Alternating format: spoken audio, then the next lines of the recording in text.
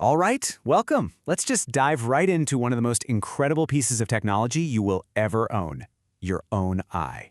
We're about to go on a pretty amazing journey to figure out exactly how this little machine lets you see the entire world.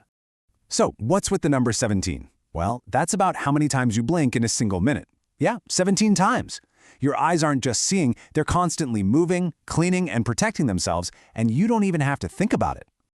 So first up, we're going to see how your eye is so much more than just a window. It's actually a super fast, self-cleaning, and seriously well-protected machine. I mean, think about it. Your eyes are pretty delicate, right? But they're out there in the open all the time. That's where these bodyguards come into play. You've got the sclera. That's the tough, white part you see. It's like a strong outer wall.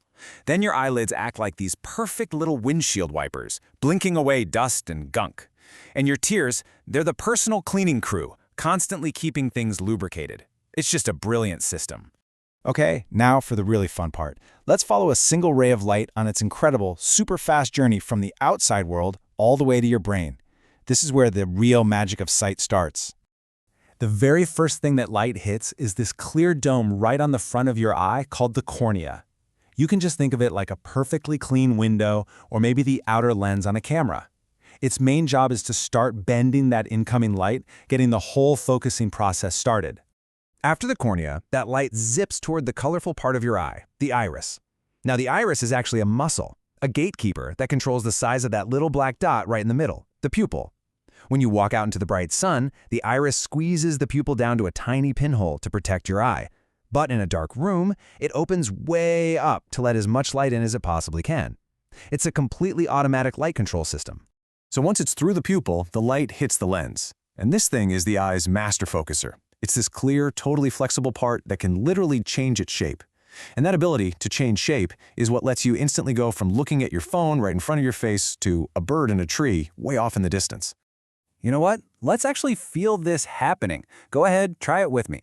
Close one eye and hold a pencil or your finger out in front of you where it's nice and sharp. Now, slowly bring it closer and closer to your open eye. Do you feel that tiny bit of strain as you try to keep it in focus? And then eventually it just gets blurry, right? That's your lens hitting its physical limit. You are literally feeling your focusing muscles at work. How cool is that?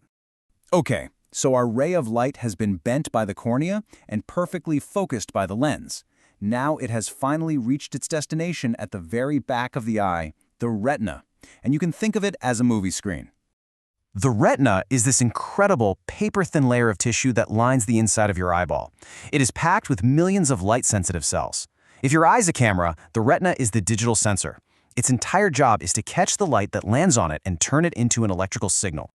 And the retina does this with two special types of cells, rods and cones. Rods are amazing in low light. They're what help you see shapes and movement when it's dark. And hey, that's why you can't really see color at night. Your rods are doing all the heavy lifting. Cones, on the other hand, they're for bright light. They're the ones that let you see all the fine details and the millions of vibrant colors in the world. Now get ready for one of the coolest, weirdest facts about your vision. Because the lens curves outwards, it flips the light as it passes through. So the image that actually lands on your retina is completely upside down and backward. Yeah, right now, your retina is seeing this screen totally upside down. So, if the image is upside down, how in the world do we see everything right side up? Well, the journey isn't over yet. The most powerful part of the whole system is about to step in, your brain. So all those electrical signals from the rods and cones get bundled together and sent down this massive data cable called the optic nerve. You can think of it like a high-speed fiber optic cable connecting your eye directly to your brain, just zapping all that visual information along. And here it is, the final piece of the puzzle.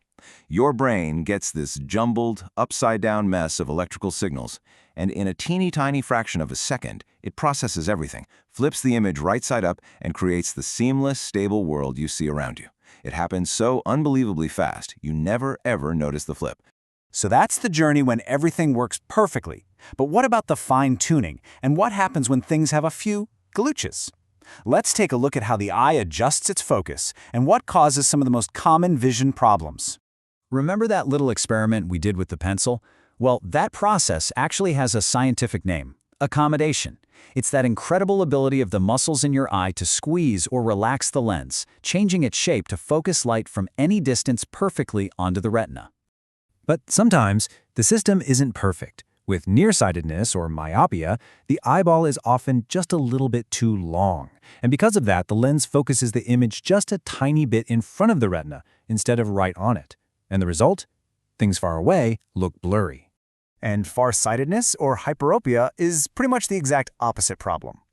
In this case, the eyeball is a little too short. So now the light comes to a focus point behind the retina. This makes it really hard to focus on things that are up close, making them look all blurry. And of course, glasses or contacts can correct both of these issues pretty easily. And speaking of that, I have to give you this very important note.